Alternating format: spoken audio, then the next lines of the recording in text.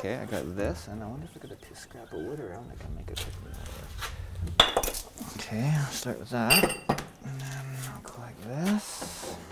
Carving helps me connect incredibly because it's really difficult. So making a wheel or any kind of this stuff with hand tools is super hard. And I find myself imagining my ancestors and what were they doing in that moment, because they didn't have this tool. They had some other tool they probably made, or it wasn't as good. When they're frustrated, there's no one to ask. How do you overcome the situation? So you needed a piece, you find a tree or a branch, and you pull your hand tools out and you carve a wooden nail. Okay, let's try that.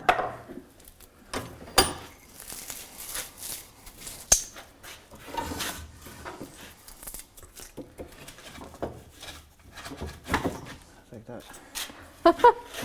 That's amazing. Yeah, it's not perfect, but it's a nail, right? So every single one. Yeah, well, if you're paying me to make you a traditional cart, Yeah. I'm going to use hand tools, and I'm going to use as much of the original process as I physically can, right? What got you into carving? So my ancestors are Métis, and they used to make all kinds of really awesome things like Red River carts and boats and stuff. And one of the local Métis groups called me and asked if I could figure out how to make a Red River cartwheel. So I managed to figure it out with my hand tools. Now I've built like 30 of them.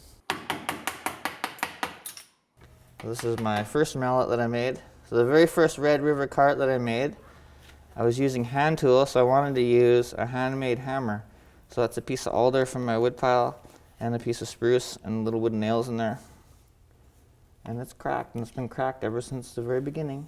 But it's built every single cart, and it's just done so much work. It's probably my most, if I lost this tool, I would be devastated. Did you always know you were Métis? When I was growing up, we were Cree. We thought we were Cree, which we are. There is some Cree, but there's Iroquois as well. One of my cousins bought me a book about the history of my family. Right on the cover, here's my great-great-great-grandfather, a drawing of him, and he's got a sash on. So I knew right there. I was like, okay, well, that's a sign.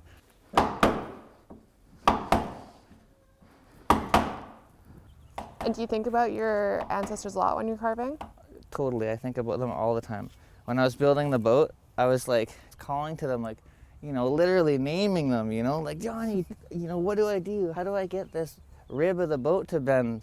Because it's been 2 weeks and I've broken like 30 of them now and I don't know what to do. And so you just, next thing you know, an idea comes to you and you try it and it works. It seems crazy, but it actually works, right? Just like a finger joint. And then you just drill a couple of holes and you put some wooden nails. You said like imperfections in the wheels and stuff is how they always were. And I was told that they didn't ever grease the wheels either. That's right. And it made a sound. So yes, it totally does. So if you put grease in there, dust and dirt will get in there and it'll eat the hub and stuff way faster.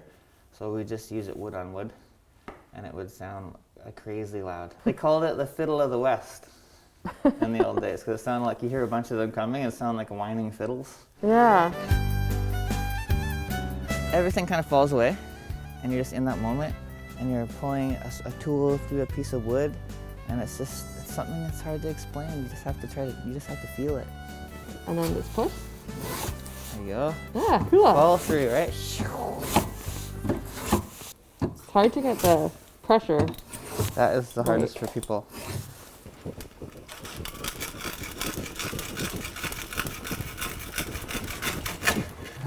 So you gotta try to keep it straight too, right?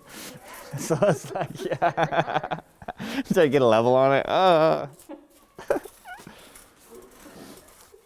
So on top of just trying to use it, it's hard because you gotta try to, like if you're trying to make something that's really good and you're trying to drill straight holes, on top of just using it, you're trying to keep it straight, right? That's a challenge.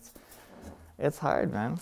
And why do you think it's so important to take these things back to teach them to future generations? Well, it was because it wasn't passed on because of we were at that time. It wasn't, you weren't proud. It was like, so my dad grew up not being proud to be Métis or First Nations. I just saw that opportunity to kind of take the culture back for us.